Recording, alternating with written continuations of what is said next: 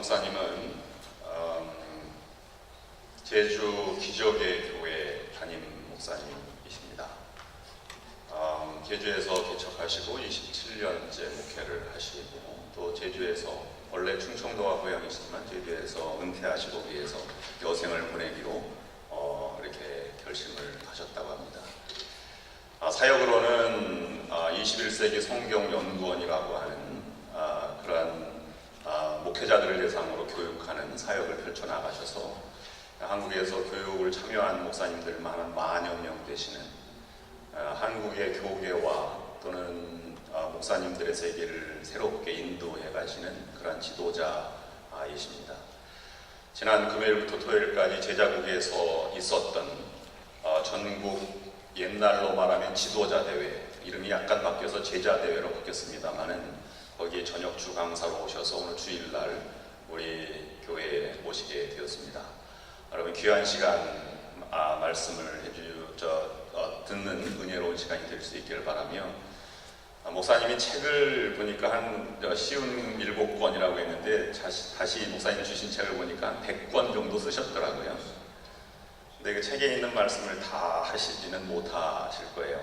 한 말씀 한 말씀 가운데 담겨있는 하나님의 말씀을 깊이 받으시기를 바랍니다. 목사님 나오실 때 할렐루야로 이렇게 손을 들어서 환영해 주시면 감사하겠습니다. 목사님 나오시겠습니다.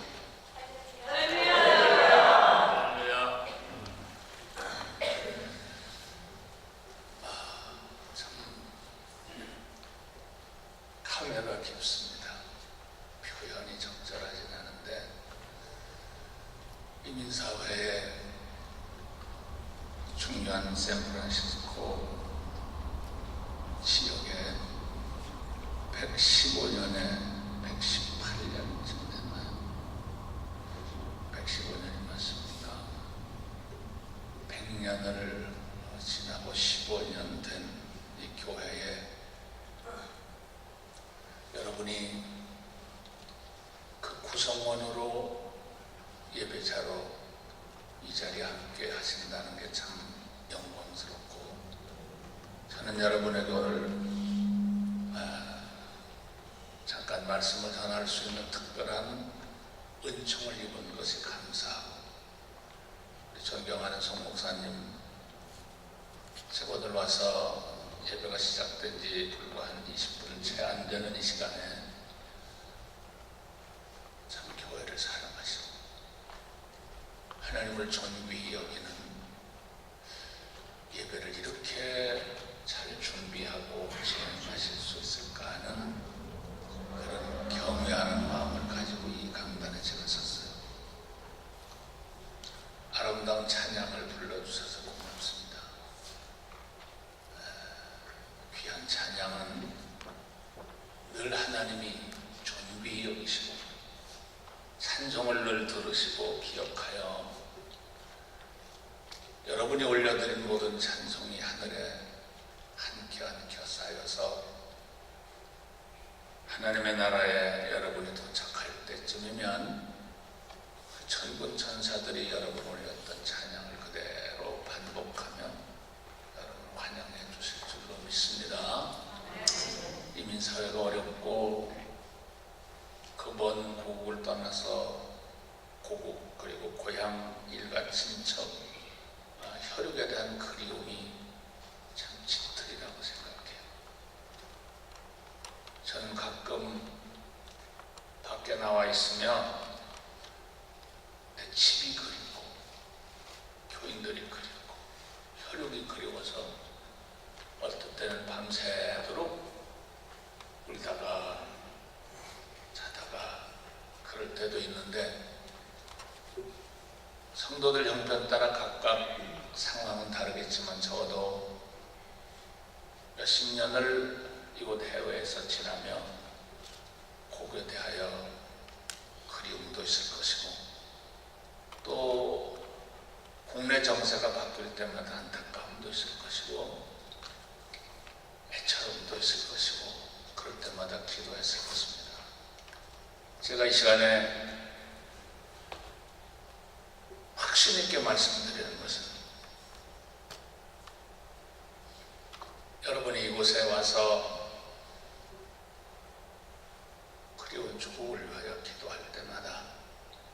하나님은 그 기도를 들으시고 저희 나라 백성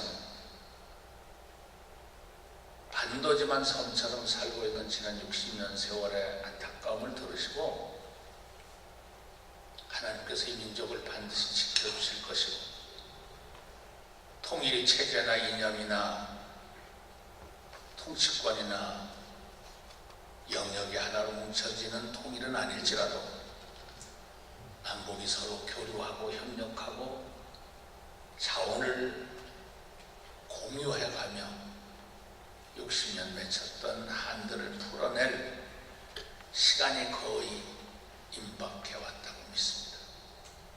제가 기대하기는 여기 연세 드신 분들도 몇 분 계신데 여러분이 하나님의 부르심을 잊기 전에 조국 통일에 대한 감격스러운 소식과 그리고 남북의 모든 지도자들이 지난날의 과오 혹은 혐오감을 다 벗어내고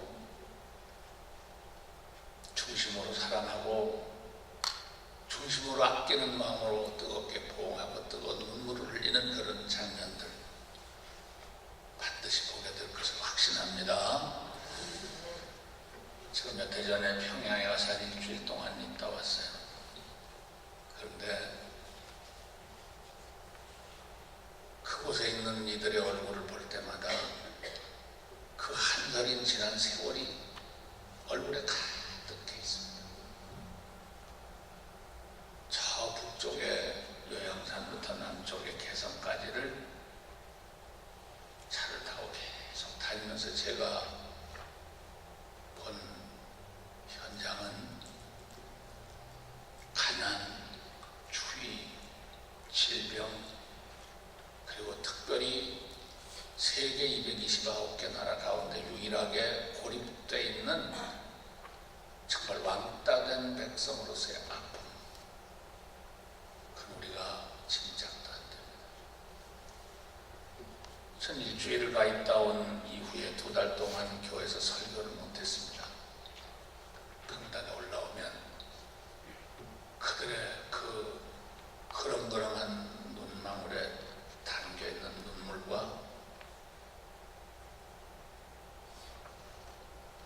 한 나라에 살고 있으면서 분단된 아픔을 안고 있는 그들의 그 절절한 심정이 눈에 밝혀서 우리 교인들이 다시는 거기 보내지 말아야 되겠다. 어제도 어떤 목사님이 나 지금 오늘 평양 올라간다 그래서 목사님 다음에 일정 맞추면 그때 같이 가요. 그런데 저는 이제 자신이 없어요.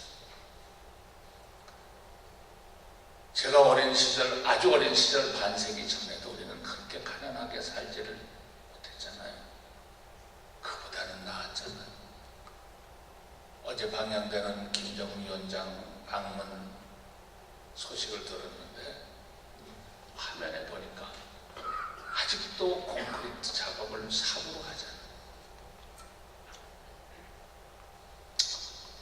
우리가 그들을 어떤 우월적 지위에서 하나로 통폐합시킬 수는 없지만, 그래서도 안 되겠지만 우리 일생을 사는 동안에 같은 핏줄을 한 형제, 우리의 조국 대한민국은 저 백두산부터 한라산까지를 모두 포함하고 있습니다. 남쪽에 살든 북쪽에 살든 해외에 나와 살든 전쟁을 경험했던 아니든 우리는 한 민족이거든요. 그들을 위해 여러분은 남다른 애정을 가지고 있으리라고 믿어요. 저희 115년 된 교회의 공동체인 여러분의 얼굴도 보지만 교회 얼굴인 예배당 걸음을 이렇게 돌아보며 여기는 우리 믿음의 선배들 뿐만 아니라 대한민국을 위해서 애쓰고 힘쓴 또 땀 흘리고 수고한 많은 어른들의 자취가 여기 숨어 있는 것 같아요. 계단을 오르며 이 계단 구석구석에 그들의 발이 자취가 느껴집니다. 제가 오늘 기적의 비밀이라는 말씀으로 여러분에게 말씀을 증거하려고 여기 올라왔어요. 이 이야기는 두 맹인이 주님 앞에 만져주신 회복시켜주는 눈을 뜨는 이야기. 여러분 소원이 있으신가요? 꿈이 있으신가요? 저는 지금도 소원이 있어요. 제가 알고 있는, 제가 공부한 학교의 총장님으로 계시다가 100세가 넘어서 세상을 떠나신 총장님은 65세에 은퇴를 하시면서 이 세상 그 누구보다 성공적 인생을 산 분이 자타가 인정하는 분이었어요. 학문의 깊이도 있었고 열정도 있었고 하나님 앞에 경건 생활도 했었고 그 삶을 몽땅 들여서 하나님 나라 세우는 일에, 교육기관을 세우는 일에 다 바쳤어요. 모든 이들이 칭송했고 스스로 행복했어요. 그리고 10년이 지난 75세 때 그런 아쉬움의 표현을 이렇게 해요. 내가 지난 10년 동안 뭘 하며 지냈는지 모르겠다. 그리고 85년 때도 같은 말의 농도가 더 짙어졌어요. 95세 때에 나는 내 인생의 3분의 2를 성공적인 인생을 살았는데 그 이후에 오늘까지 30년 동안 3분의 1을 아무한 일이 없이 세월만 죽을 냈다. 내가 이제부터 내 미래를 위하여 105세 때 되는 해에 후회하지 않기 위하여 나는 지금 제2 외국어를 공부하겠다 하고 많은 사람들 앞에 선포했던 일이 있습니다. 이제는 돌아가셨지만 저는 사람들이 저에게 취미가 뭐냐 이렇게 물어볼 때마다 저는 꿈꾸는 일이 제 취미라고 이야기합니다. 여기는 저보다 연배가 위신 분들이 계시지만 저는 지금 이제 곧 은퇴를 앞두고 있습니다. 그런데 저는 지금 은퇴 이후가 기다려지고 설레지고 그 이후에 일어날 일들에 대한 무한 희망과 기대를 갖고 있습니다. 저는 꿈을 꾸고 있습니다. 봉봉이라고 하는 웹사이트에서 저가 제 이름을 이렇게 치고 그냥 지나가는 걸로 들으세요. 귀하는 몇 살에 죽을 것인가 하고 묻는 나는 제가 이름을 쳤더니 2070년에 그럼 이제 불과 52년 남았잖아요. 어제 제 아는 성경연구원의 방장으로 계신 목사님이 제가 그저께 어제 생일이었어요. 제가 쓴 책 중에 333개라는 숫자가 들어있는 책 제목이 하나 있는데 이제 33을 2번 해서 66이 되었으면 이제 마지막 33년쯤 남았네요 하고 저에게 편지를 보냈어요. 33년 남았을지 52년 남았을지 아니면 내일 모레 여러분이 담임 목사님이 아마 광고하시지 않겠어요? 지난 주일에 우리 교회 설교하셨던 목사님이 귀국해서 갑자기 심장마비나 심근경색으로 세상을 떠나셨습니다 하고 소식을 알려드릴 수도 있어요. 미래는 누구도 예측할 수 없는, 정말 알 수 없는 시간이고 세상. 우리 반주자 거기로 앉지 마시고 있잖아요. 미안해요. 여기 편한 의자에 앉아서 나를 삐딱하게 보지 말고. 한국말 못 알아들으시나요? 네, 그냥 편하게 앉아 나를 보시면 좋아요.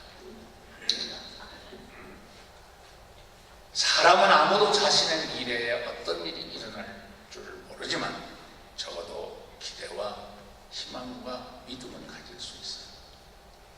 저는 이 115년 역사의 상황 감리교회 이곳에서 신앙생활하는 여러 교회된 여러분들이 오늘 이 말씀을 들으시고 하나님의 기적이 지금도 일어나고 앞으로도 일어날 것이고 저에게 일어났던 일이 여러분에게도 일어나세요. 숱한 사람들이 여전히 계속되고 있는 기적의 현장으로 인식할 수 있게 되기를 주의 이름으로 축원합니다. 소원이 있으시죠? 그 소원이 이루어지면 어떻겠어요? 영화 제목이지만 이보다 더 좋을 수는 없죠. 내가 이런 소원, 이런 꿈, 이런 희망과 기대를 가지고 사는데 그게 내가 보는 눈앞에서 이루어진다면 얼마나 좋을까? 난 여러분이 그 소원이 영원한 하나님의 나라에서 하나님의 영광을 보며 천군 천사와 함께 찬양 드리고 이 땅에서 미처 경험하지 못한 세계를 보는 그런 미래 세계에 대한 꿈 말고 내가 몸을 입고 이 땅에 사는 동안에 여기에서 누려보고 여기서 느끼고 여기서 경험하고 고백할 수 있는 이런 축복된 꿈도 가슴에 씨알이 떨어지고 자라고 마침내 열매 맺는 꿈의 사람, 기적의 사람이 되기를 축복합니다. 굳이 아멘 안 하셔도 가슴의 말씀이 잘 박히고 뿌리를 내려서 제가 처음에 저희 교회 이름을 기적의 교회라고 지었을 때 사람들이 다 웃었어요. 웃음 중에는 뭐 복소도 있고 담소도 있고 냉소도 있고 조소도 있는데 다 부정적 의미를 가지고 있는 웃음을 보였어요. 만나는 사람마다 그 교회는 뭐 기적이 일어나겠네, 맨날 일어나겠네.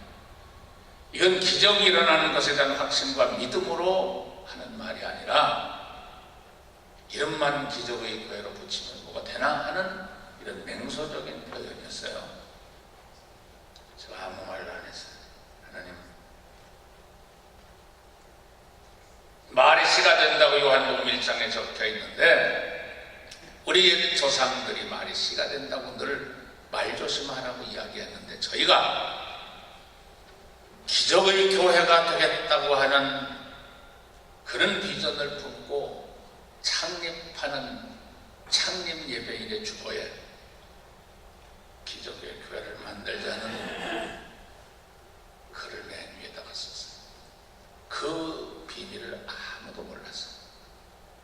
그리고 나서 저희 교회를 5년 이후에 기적의 교회라고 이름을 바꿨어요. 그리고 지금 한 20여 년 지났습니다.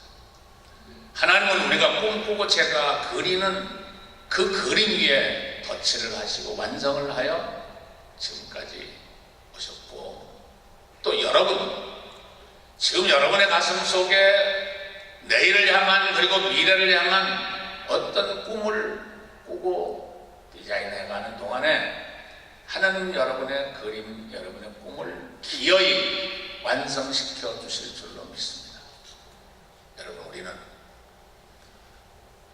이 땅에서만 아니라 영원한 세계를 꿈꿉니다. 노만 핀셋 빌 박사가 쓴 글을 제가 한참 됩니다 읽은 기억이 있는데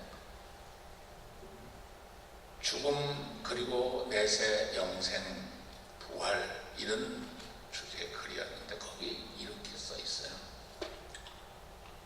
아이가 세상에 태어나면 하고 운다는 거예요. 그런데 왜 울까? 그건 아무도 모르죠. 그걸 아는 사람에 대해서 그건 철학적이나 혹 유추해서 어떤 의미를 부여할 수는 있지만 과학이나 의학적으로 왜 우는지는 어때는 안 울고도 나잖아. 그는 이렇게 해석했어요. 어머니 뱃속에서 10달 동안 편안하게 탯줄로 공급되는 양분을 제공받으며 사는 동안에 이 세상에 어머니 뱃속만큼 편안하고 안전한 데가 어디 있어요? 그래서 참 그것은 너무 행복하고 이런 삶이 이런 생이 영원히 계속되면 좋겠다. 거기는 두려움도 없고 불안도 없고 자기 수고도 없고 그냥 앉아있으면 저절로 모든 양분 태반으로부터 공급되는 탯줄에 자기를 향해서 계속 무한 공급이 되니까 근데 어느 날 때가 되어서 그곳에서 받고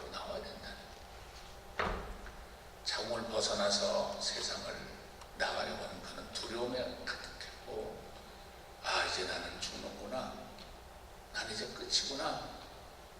난 이제 어떻게 될까 하는 두려움을 안고 뱃속에서 세상을 향해 나올 때 두려움이 폭발하며 울어댄다. 그런데 세상에 딱 나오고 나니까 안에 있는 세상과는 비교도 할 수 없는 광활한 세계가 기다리고 있고, 그분의 글 가운데 가장 기가 되는 말씀은 더욱 영광스럽고 더욱 놀랄 만한 것은 내가 나와 보니까 내 아버지가 거기 계시다는 거예요. 저와 여러분이 이 땅에 살다가 하나님의 부르심을 입고 하나님 나라에 가는 그 세계가 어쩌면 우리는 불확실한 세계고 미지의 세계잖아요. 근데 그 나라에 가면 이 세상과는 비교할 수 없는 엄청난 일들이 기다리고 있고, 특별히 그 가운데 가장 귀한 것은 우리가 그토록 소망하고 바라던 아버지가 거기 계시다. 제가 좋아하는 찬양 중에서 내가 가는 이 길 끝에서 나 주님을 뵈리라 하는 그 찬송은 참 좋아요. 주님 다시 오실 때까지. 멜로디도 좋고 노랫말도 좋지만 특히 내가 가는 이 길 끝에서 마침내 주님을 배울 그 생각을 하며 기대하고 살아요. 저는 저희 부모님들이나 일가 친척이나 혈육이 저를 볼 때마다 했던 아주 귀가 따갑게 들었던 말이, 서른은 살아야 된다. 서른은 남겨야 될 텐데 하는 이야기를 지금도 귀에 쟁쟁하게 됩니다. 29 되던 해에 내가 서른을 살 수 있을까 하는 그런 불안감이 1년 내내 저를 엄습해 왔어요. 그래도 그 서른을 넘기고 40을 넘기고 50을 넘기고 60을 넘기며 이제는 저희 부모들의 소원, 친척들의 소원이 다 이루어지기를 배나 지났잖아요. 세상에 대한 미련, 집착을 가지고 살지는 않아. 그러나 하루를 살아도 하나님 앞에 꿈을 꾸며 내일도 제가 이런 꿈을, 후에도 이런 꿈을. 그래서 저는 지금부터 5년 이후의 꿈, 10년 이후의 꿈, 15년, 20년 이후의 꿈을 꾸어서 제가 현재 꿈꾸고 있는 그 꿈의 길이가 85세까지의 꿈을 꾸고 그리고 있어요.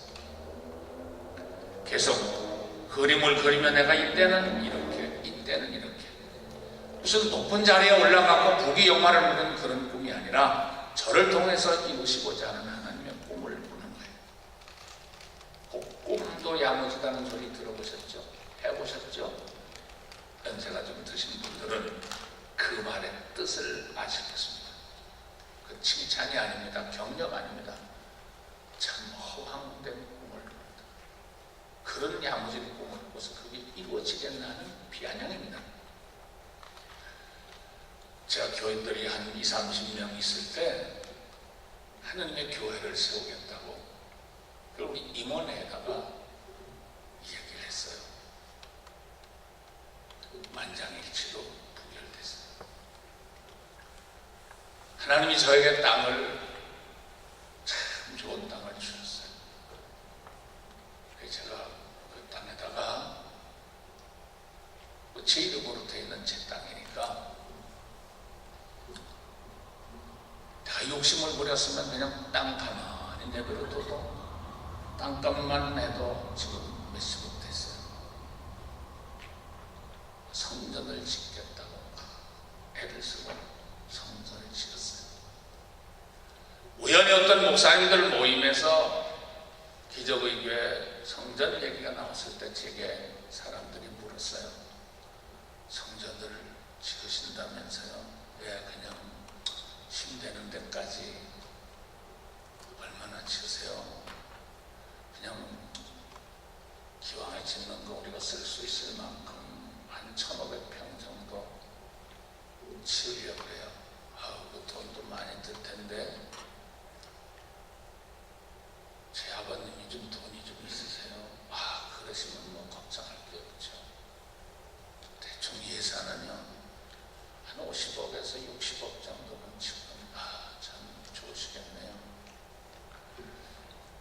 아버지는 목사님의 아버지이기도 해요. 저희만 아니라 짓는 동안에 짓고 나서 숱한 어려움들이 있었어요. 근데 하나님은 그 과정 속에서 끊임없이 제가 미처 생각하지 못한 숱한 방법을 다 동원하여 때로는 땅속으로 길을 내시고 때로는 물을 가르시고 기적을 베풀어 오늘까지 오셨습니다. 제가 오늘 이 시간에 여러분에게 정말 하나님의 기적이 일어날 수 있는 그 기적의 내용은 그 사람이 처해 있는 형편과 상황에 따라 각각 다르지만 여러분은 여러분 나름대로 나는 이런 소원을 하나 가지고 있으면 참 좋겠다. 기적이 일어나는데 가장 중요한 첫 번째 단계는 아름다운 자기의 소망, 즉 자기의 미래 세계에 대한 꿈을 꾸고 있어야 돼요. 밥 잘 먹고 건강하게 병 안 걸리고 살다가 세상을 떠나는 이런 꿈 말고 정말 내 인생에서 이런 일은 한번 경험하고 이런 일을 꼭 이루고 이런 일에는 내가 현장의 증거자로 증참자로 혹은 함께 이를 고백할 수 있는 사람으로 살고 싶다고 하는 그런 꿈을 하나 가지고 있다고 하면 나는 그는 나이하고 관계없이 청년이라고 믿는 사람. 이 맹인이 꿈을 꿨어요. 미래 세계에 대한 거룩한 비전을 가졌어요. 우리의 상상으로는 맹인 그러면 그날 아침에 이런 꿈을 꾸면 됩니다. 오늘 어디 돈 많은 사람이 지나가다가 500원짜리 1000원짜리 한국식 표현입니다. 좀 많이 던져 넣어주는데 그 가운데 뭐 10,000원짜리 50,000원짜리가 좀 몇 장 들어와서 그날의 수익이 팔쪽으로 일어나고 이런 일이 반복되어서 돈을 좀 많이 모아서 좋은 집도 하나 사고 비록 내가 맹인이지만 이쁜 색시를 만나서 장가 가서 아이도 낳고 뭐 그런 꿈을 꿀 수 있어요. 누구나. 근데 이 맹인은 그런 꿈을 꾸지 아니하고 그날 오늘은 내가 눈을 떠야 되겠다는 꿈을 꿨어요. 이게 꿈이 야무지다는 거예요. 맹인의 소원은 영원히 눈을 뜨는 거예요. 이 세상에 가장 힘들고 어려운 상황, 여러분 가족 중에나 혹은 친척 중에 눈을 못 보는 사람, 앞을 못 보는 사람이 있으니까 참 이 세상 제일 힘든 인생을 사는데 그렇게 눈을 뜨는 소원을 가지고 아침에 출발을 해요. 주님이 지나간다는 소식을 들었어요. 그러니까 사람이 자기가 이루어질 수 있는 꿈, 희망일 수도 있어요. 기대일 수도 있어요. 이루어질 가능성이 하나도 없는 도저히 불가능한 그런 꿈을 꾸는 사람도 있는데 역사는 그렇게 허망한 꿈도 야무진 사람들에 의하여 오늘까지 발전되어 왔습니다. 옛날 같으면 여기 샌프란시스코 항에 도착할 때 한 6개월 걸렸을 거예요. 빠르면 3개월에 왔을 거예요. 주로 서부 쪽에 11시간쯤 걸리던 이번엔 1100km로 달린다고 하는 안내가 있어서 그런지 10시간이 딱 되니까 인천공항에서 샌프란시스코까지 도착해요. 10시간이면 이거는요 하루길이에요. 서울서 부산까지 한 달 걸려서 올라오던 시절에 비하면 말이 안 되는데 어떻게 그 육중한 제가 타고 온 비행기가 최신의 비행기였는데 737, 400인가 거기 수백 명의 사람들을 싣고 엄청난 화물을 싣고 그리고는 공중에 10,000m 상공에서 시속 1100km로 날아서 대한민국에서 여기까지 오는데 10시간 만에 온다. 이거는 옛날 같으면 상상도 못했어요. 그러나 사람이 하늘을 날겠다고는 꿈을 꿨던 그 야무진 사람들에 의하여 비행기가 결국 만들어지고 달나라의 토끼가 절구질하는 그 달에 사람이 한 번 갈 수 있지 않겠나는 꿈을 꾸던 숱한 사람들의 꿈을 딛고 일어서고 다시 딛고 일어서고 새로 꾸며 인류는 결국 사람을 달에 착륙시켰잖아요. 제 어린 시절에는 전화가 없었어요. 마을에 발전기 돌려서 통화하는 거. 여기 이장네 집입니다. 무엇이 와서 전화 받으세요. 그럼 밭에 있다가 참 매달려서 이장 집에 가서 그걸 돌리면 서울의 아들, 딸의 전화를 받고 그랬어요. 전화기가 나온 다음에 서울 전화, 소위 시외 전화를 하시면 야, 요금 나온다, 빨리 끊어라. 그게 뒤에서 어른들이 늘 하던 말이었어요. 그러다가 나중에 국제전화가 개통되면서 어떻게 바다 건너 하늘 건너 그들과 통화할 수 있을 것인가 하는 아무도 믿어지지 않는 그런 세상이 온 다음에 야, 이거 국제전화야, 빨리 끊어. 요금 나와. 지금은 국제전화와 국내전화 다 무료예요. 제가 어제도 그제도 한 30분씩 한국과 통화하는데 다 무료예요. 그건 다 순전히 꿈을 꾸는 사람들이 일궈낸 업적이에요.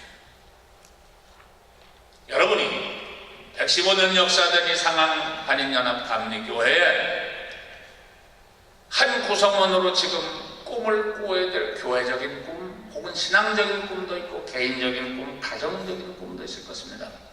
나는 여러분의 꿈을 제시할 수 있는 위치에 있지는 않지만 적어도 우리가 오늘 2018년 5월 마지막 때에 꾸어야 될 새로운 꿈이 하나 있다면 난 그 꿈이 여러분의 미래를 행복하게 그리고 의욕과 용기가 넘치는 미래로 만들어 주실 줄로 확신합니다.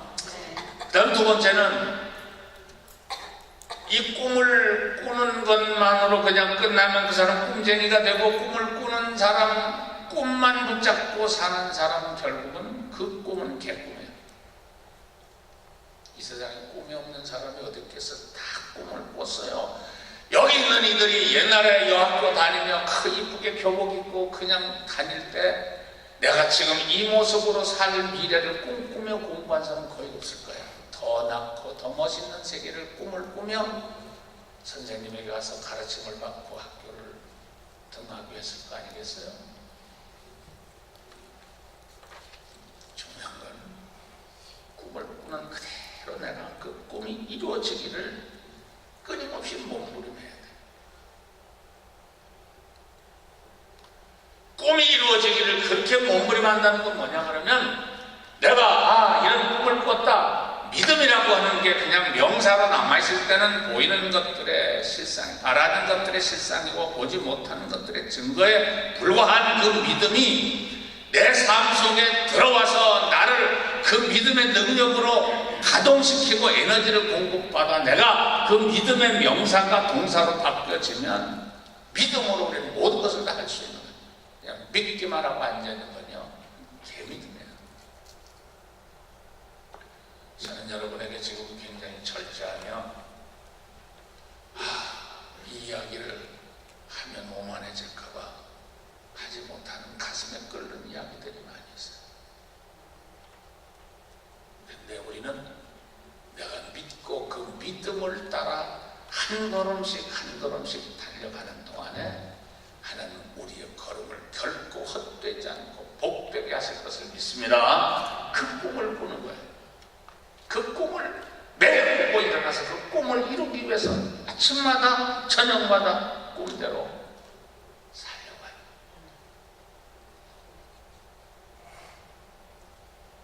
저와 여러분이 가장 좋아하는 인물 중에 한 사람은 야곱. 야곱은 게으른 아이였어요.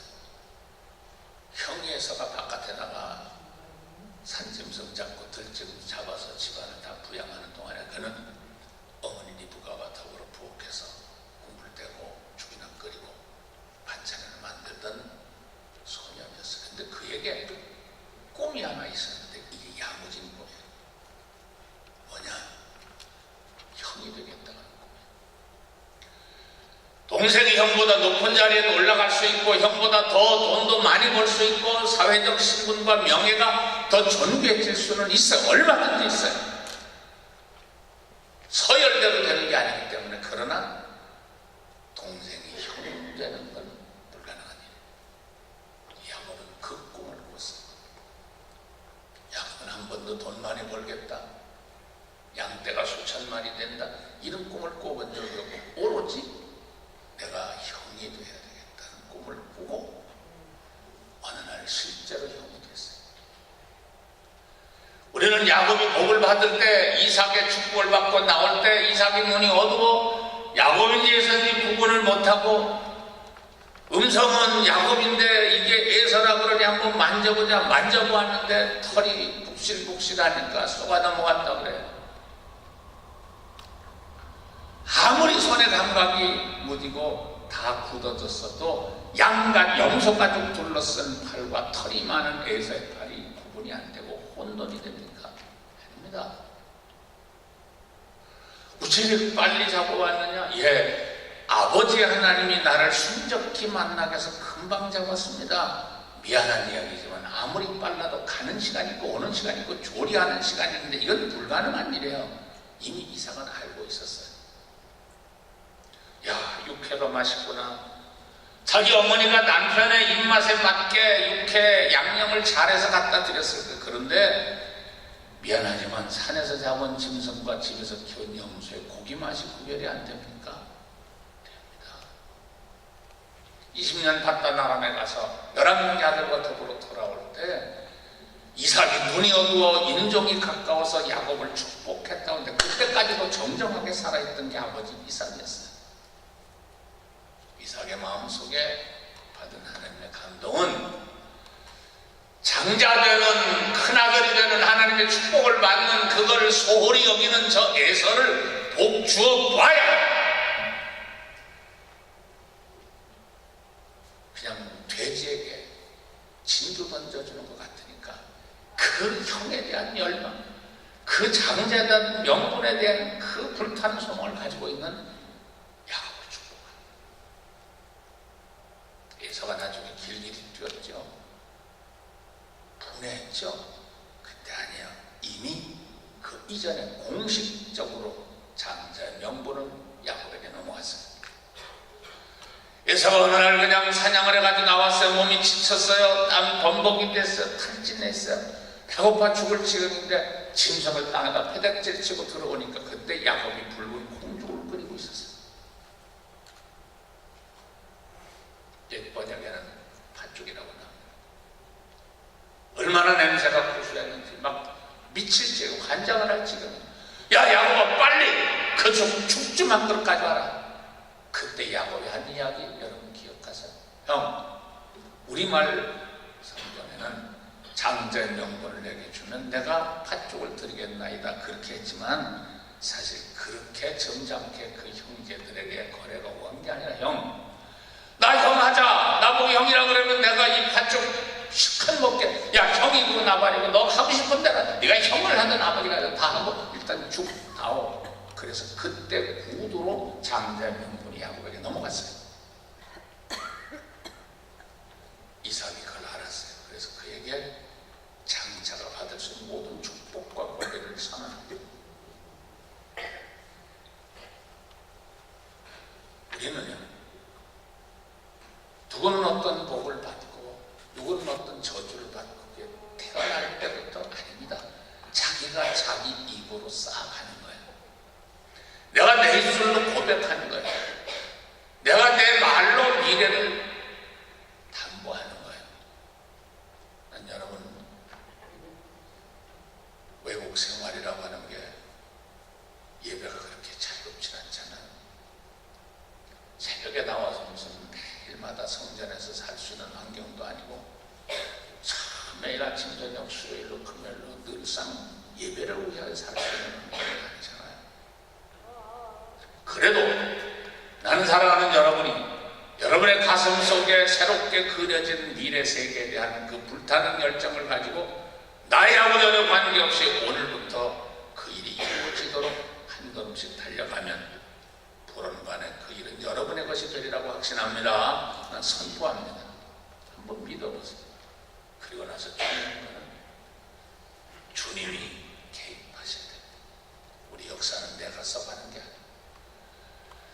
저는 저를 향하여 일하시는 하나님의 세계를 매일 경험해요. 저는 목사지만 목사이기 때문에 영적인 세계만, 영의 나라, 하나님 말씀에만 예배는 이게 아니고 내 삶의 전 영역의 순간순간마다 하나님은 나를 때로는 고치시고 치유하시고 회복시키셔서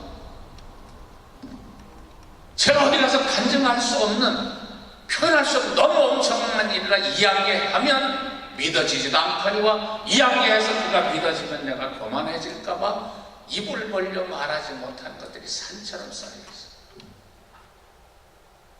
하나님은 저에게만 특별히, 아니 모든 이들에게 동일하게 주시는 은혜.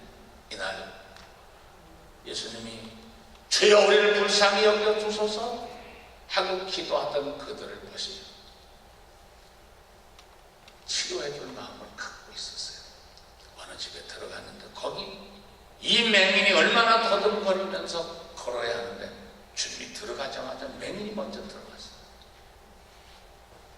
소원이 뭐냐? 맹인에게 소원이 뭐 있어요? 보는 거죠. 보기를 원합니다. 그랬더니 주님이 하신 말씀이 내가 이것을 믿느냐? 예, 제가 믿습니다. 그럼 네 믿음대로 되라 하고 손을 그들의 눈에 얹자마자 이들의 눈이 확 밝아졌어요. 시간이 돼서 제가 여기서 말씀을 마치겠지만, 사랑하는 여러분, 우리가 꿈을 꾸고 애쓰고 노력하고 땀을 흘리고 몸부림을 치는 그 위에 하나님이 손을 얹어서 이를 만져주지 아니하는 우리의 수고는 다 허사입니다. 하나님 우리의 삶에 손을 얹으시고 우리의 몸에 손을 얹으시고 우리의 꿈에 손을 얹으시면 이 손은 성경에 나타난 하나님의 손은 언제나 창조의 손이었고 이 손은 늘 기적의 손이고 능력의 손이었습니다. 이 손이 사랑하는 여러분의 삶의 구석구석마다 매일마다 시간마다 주님의 손이 얹혀져서 이 손이 새로운 미래 역사를 열어가게 되시기를 축원합니다.